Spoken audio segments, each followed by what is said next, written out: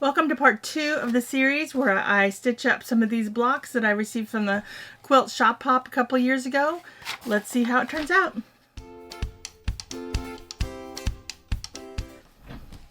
Hi, I'm Angie with Cutting Edge Quilter, and today we're going to be working on part 2 of my series where I'm going to be stitching up some blocks that I received from the Shop Hop a couple years ago. I'll tag that video above.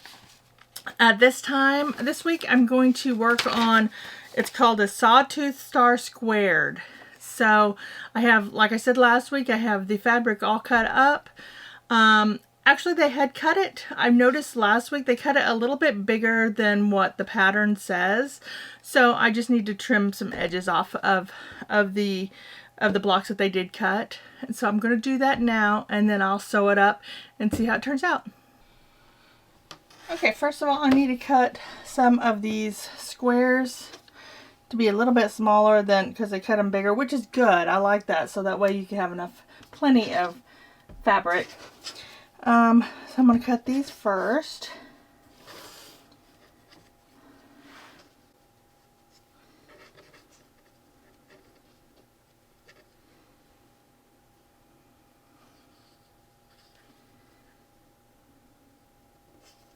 I'm going to attempt to cut 4 at a time. We'll see how this works.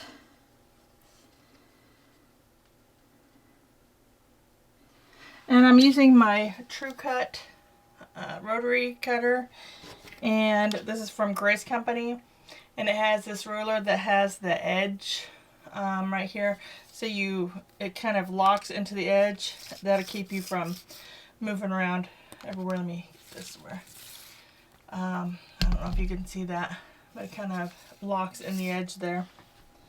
So that's what I'm using today.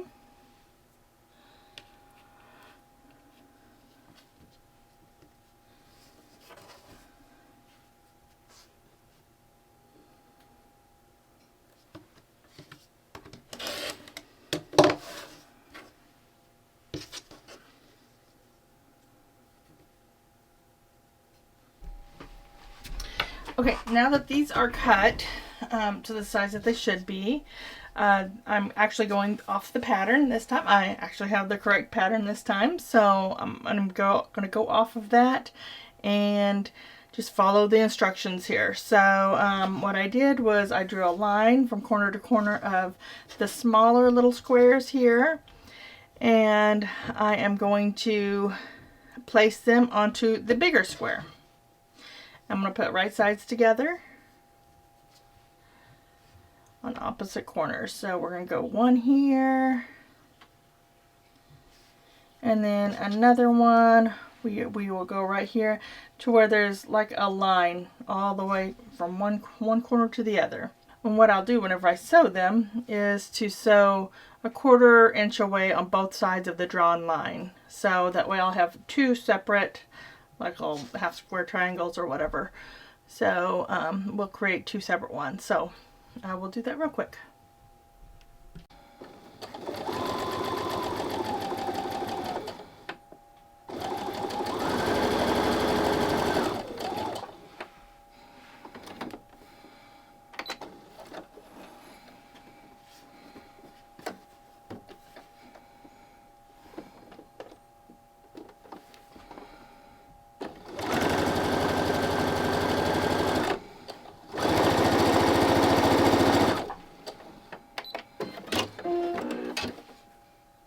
There's my drawn line.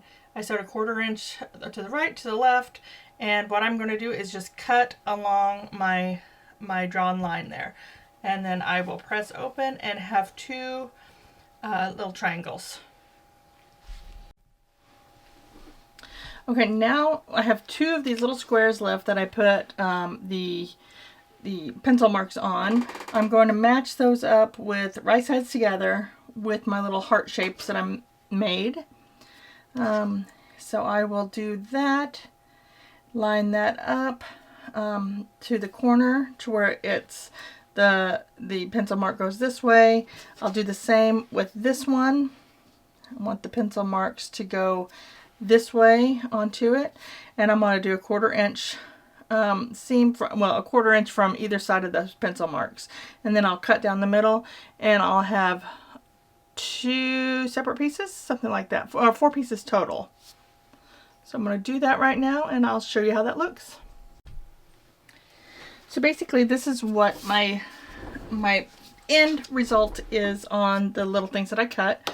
They're just little flying geese. Just a little different way than I normally do, but I like it. It's something different. So I have 4 of those. Now I'm going to work with the next thing.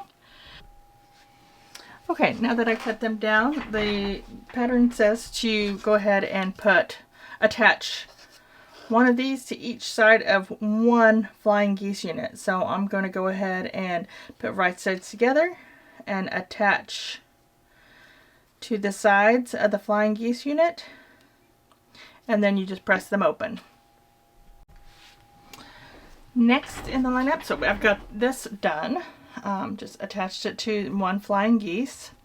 Now I take 2 flying geese and attach it to my little square in the middle. So I will make sure the arrows, it looks like arrows, face inward, and I'm just going to have them right sides together and just sew down the edges, and that will be my center. Okay, so I've got 3 pieces here. I went ahead and I put the 2 squares on either side of another half square triangle. So I've got this, the top piece, the middle piece, and the bottom piece. So what I'm going to do is just sew all these pieces together to make one square. This will be the complete inside of my bigger square. Now this is my inside square, and basically what I'm going to do for this next part is do exactly the same way as I did with this one, but make this my inside square instead of this, and then I'll just have an outside around this one. So as you can see, what I'm doing is pretty much the same thing as I did with the other smaller one. I got this big square. I'm going to do right sides together, and I will put this smaller square in the corner. The pencil line that I made will go this way on the square. I'm going to do the same thing with another square, right sides together, so right sides down here. And I will place this in the corner here, make sure my line is all the way straight this way. So, you know, you don't want to go like this, that way that's your line. You want to do a straight line all the way. I'm going to sew a 1/4 inch seam on the right and the left side of the line, and then I'll just cut on that line. Okay, we're so close to being done. So you have 2 hearts here. They look like hearts. What I'm going to do is the same thing as I did before, and I have my, but you may not be able to see it, but it's pencil mark here. I'm going to place this in the corner here to where my pencil mark is going all the way in the middle, and I will make 2 sew along the right and left side of the pencil mark, and then I will cut down the pencil mark to make, we're going to end up with 4 little, I guess you could call them sawtooths. A half square triangles is actually what they're called. So I'm going to go ahead and do that and show you what they look like when they're done. Okay, so I have 4 of these that I trimmed up and got all the dog ears off of them and stuff like that. I'm going to take 2 of them, put them to the side, and then take these and take 2 more. I'm going to put some squares on either side of 2 of them. So I'm going to sew them right sides together, just on the side, right sides together on the other side, and then I'll press them open, and that will give me 2 that look like this. Okay, now that I have these completed, I'm going to continue to work on my inside block, which is this one right here. And what I'm going to do to that is sew Make sure, I'm like the same thing. I'm going to make sure the arrows are kind of going on the inside of my little block and sew them to the sides here. And once I get those sewn up, then I'm going to sew the top and bottom and we'll be done. Block number 2 is officially done. So this is called the Sawtooth Star Squared. And let's see if I can get the full thing in the picture. Yep. So basically the key to this one is, well, really with any of them, is to make sure that you press every time that you sew. If you just sew a part together, make sure that you press before you sew another part onto the other one. So that is especially since, and I'll show you the back of it, it has a lot of seams on this one. So pressing them is very, very important. Pressing as you go. And also on this one I found that squaring them up as you go is also key to make sure you have the right points and everything looks good. So this is part 2 in my series. I believe there's either 8 or 9 of them. I'm not really 100% for sure. Make sure you tune in next week for part 3 of another block that I make.